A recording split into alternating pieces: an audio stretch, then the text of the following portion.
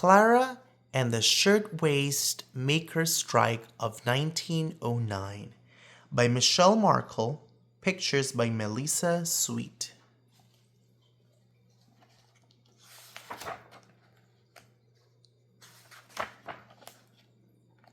For workers everywhere, for Kathy. A steamship pulls into the harbor carrying hundreds of immigrants in a surprise for New York City. The surprise is dirt poor, just 5 feet tall, and hardly speaks a word of English. Her name is Clara Lemlich. This girl's got grit, and she's going to prove it. Look out, New York.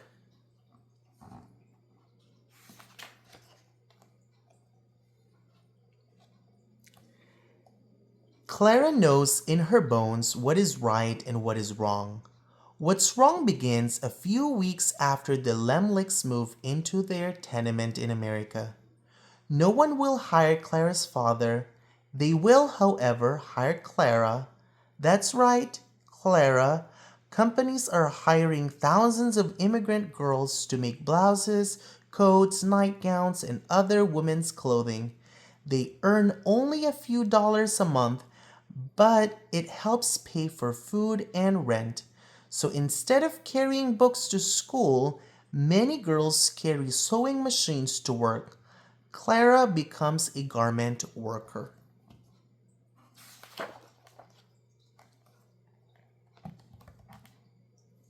From dawn to dusk, she's locked up in a factory. Rows and rows of young women bend over their tables, stitching collars, sleeves, and cuffs as fast as they can. Hurry up, the bosses yell. Rat-a-tat-tat-tat, hisses Clara's machine. The sunless room is stuffy from all the bodies cramped inside.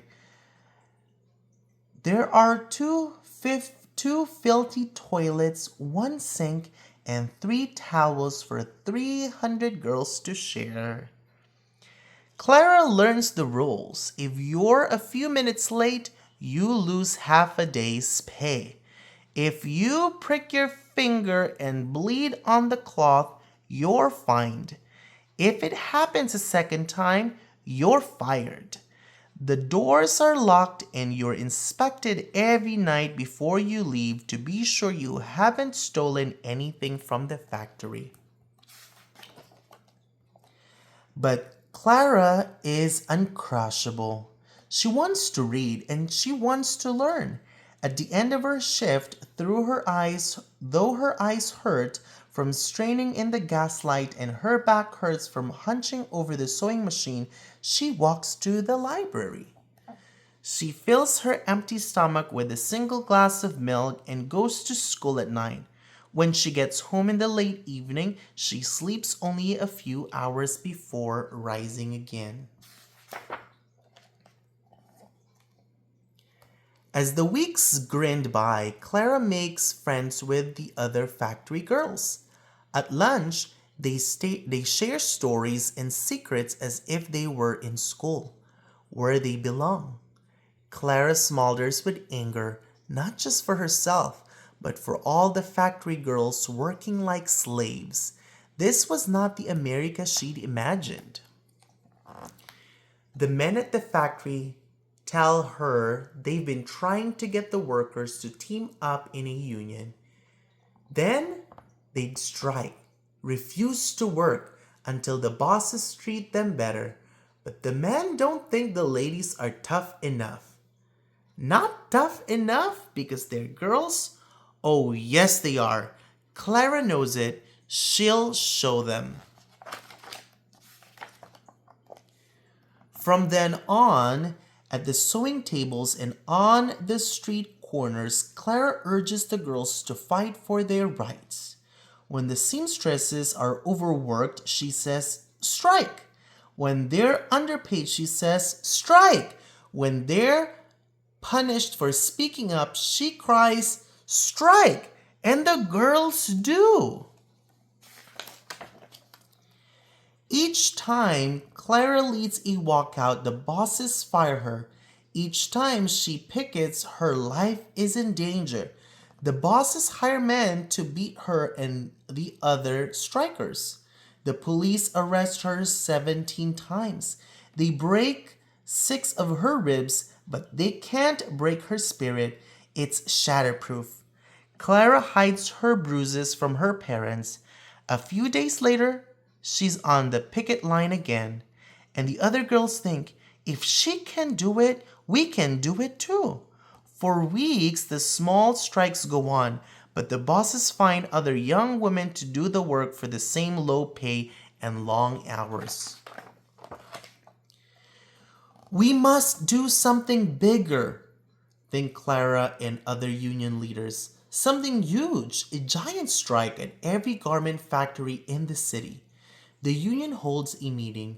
Throngs of workers pack the seats, the aisles, the walls, the hall thrums with excitement. Clara listens to speech after speech. Two speakers, mostly men, want everyone to be careful. 2 hours pass. No one recommends a general strike. Finally, the most powerful union leader in the country goes up to the podium. Not even he proposes action. Not even he proposes action. So, Clara does. That's right, she recalls out from the front of the hall. The crowd lifts her to the stage where she shouts in Yiddish, I have no further patience for talk. I move that we go on a general strike. And she starts the largest walkout of women workers in U.S. history. The next morning, New York City is stunned by the sight of thousands of young women streaming from the factories. One newspaper calls it an army, others call it a revolt. It's a revolt of girls, for some are only 12 years old, and the rest are barely out of their teens. In the coming weeks, Clara is called a hero. She lights up chilly union halls with her fiery pep talks. Her singing lifts the spirits of the picketers. When a group of thugs approaches, she yells, Stand fast, girls!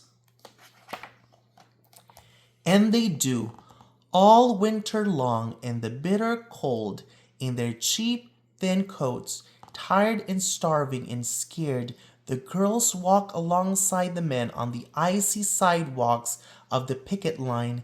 They spill out of the union halls, blocking the roads, filling street corners and public squares. Newspapers write stories about them. College girls raise money for them.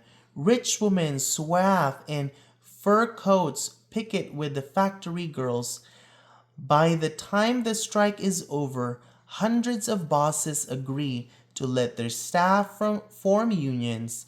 They shorten the work week and raise salaries. The strike emboldens thousands of women to walk out of garment factories in Philadelphia and Chicago.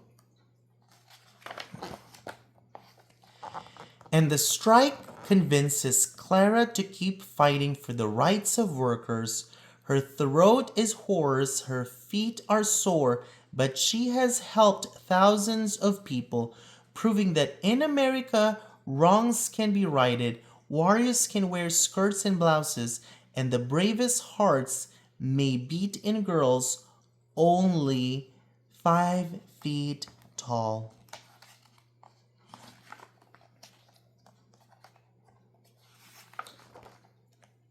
The end.